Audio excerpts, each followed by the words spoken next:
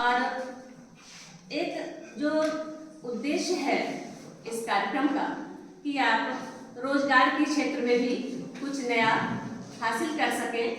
यदि नौकरी नहीं मिलती है तो एक अवसर आपको प्रदान किया गया है ना, रोजगार का। और इस छोटे से क्षेत्र में इतना बड़ा आयोजन सरकार की ओर से रखा गया है कि आप सभी के लिए बहुत ही लाभप्रद साबित हुआ होगा इन 12 दिनों के प्रशिक्षण के दौरान। और ये हम सब के लिए भी बड़े गर्व का विषय है कि हमारे महाविद्यालय को इस योजना के तहत चुना गया है।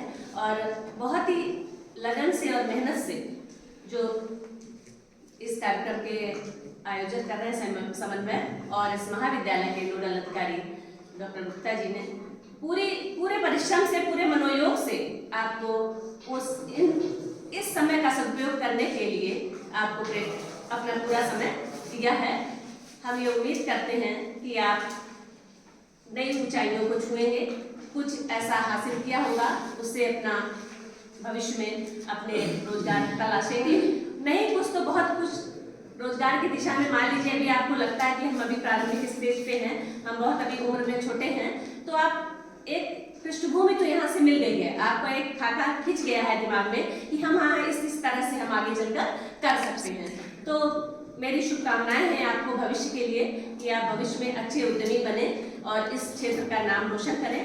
और सबसे पहले उसके लिए जो मुझे लगता है महत्वपूर्ण है, किसी भी कार्य को करने के लिए आप अनुशासित होंगे तभी वो कार्य कर पाएंगे। सबसे मूल मंत्र जो होता है किसी भी कार्य को, आप जब मन से तैयार होंगे, सबसे पहले तो मन से तैयार हो कि हमें करना क्या है, फिर उसके लिए अनुशासित होकर उस दिशा में कार्य करें तो निश्चित रूप से सफलता मिलेगी। आपके पास जितने भी रिसोर्स पर्सन आए, आपको बताया जिस क्षेत्र में, सबके पीछे कड़ी मेहनत।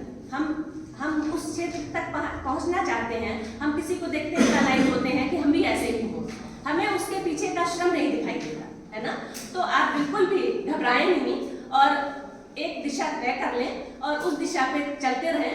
किसी को जल्दी सफलता मिलती है, किसी को देर से, लेकिन अपना मनोबल बनाए रखें और निश्चित रूप से सफल होंगे। और जो भी यहाँ तक पहुँचता है, सफलता की सीढ़ियाँ चढ़ता है, तो बाधाएं तो आती ही हैं, उन बाधाओं का मुकाबला करें, अपना आत्मविश्वास बनाए रखें और भविष्य में आप निश्चित रूप से आपका भविष्य उज्जवल होगा, ऐसी हम शुभकामनाएं देते हैं। और यहाँ पर उपस्थित हमारे जो मंचासीन लोग हैं उनका मैं आभार व्यक्त करती हूँ कि आपने निरंतर सहयोग बनाए रखा और एक महाविद्यालय में एक अच्छा माहौल बनाया है कि जितने भी बच्चे बाहर से आए हैं हमारे महाविद्यालय के नाम को वहाँ भी कहेंगे जाके। तो मेरी व्यक्तिगत उपलब्धि है कि ये कार्यक्रम सफल हुआ है और इसलिए आपको पुनः धन्यवाद।